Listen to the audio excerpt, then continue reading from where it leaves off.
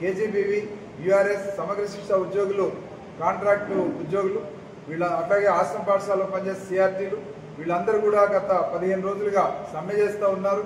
మరి వీళ్ళకి ప్రతిపక్షంలో ఉన్నప్పుడు అధికారంలోకి వచ్చిన వెంటనే మినిమం బేసిక్ పే ఇస్తామని చెప్పేసి హామీ ఇచ్చున్నారు. మరి హామీని నిలబెట్టుకోవాల్సినటువంటి బాధ్యత ప్రభుత్వానికి ఉంది.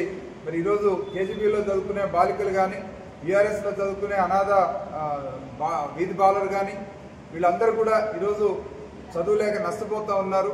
మరి వాళ్ళందరికీ న్యాయం చేయాలనంటే ముందుగా ఈ సమ్మె చేసినటువంటి కేజీబీ, యూఆర్ఎస్, సమగ్ర శిక్ష ఉద్యోగుల నాయకులను పిలిచి చర్చలు జరిపి వాళ్ళ సమస్యలని పరిష్కారానికి ప్రభుత్వం చేయగలిగినంత చేసి ఆ సమ్మెను విరమణ చేయాలని చెప్పేసి ప్రభుత్వాన్ని ఈ సందర్భంగా డిమాండ్ చేస్తూ ఉన్నాం. మరి రాబోయే రోజుల్లో ఈ పోరాటం ఇలాగే కొనసాగితే మరి టీఎస్యూటీఎఫ్ గాను అట్లాగే ఉపాధ్యాయ తెలంగాణ ఉద్యోగ జేఏసీ, తెలంగాణ ఎంప్లాయీస్ జేఏసీ ఆధ్వర్యంలో కూడా మేము జోక్యం చేసుకొని ఉద్యమానికి మద్దతు తెలపాల్సినటువంటి అవసరం సందర్భం ఏర్పడుతుందని చెప్పేసి ప్రభుత్వానికి తెలియజేస్తాం.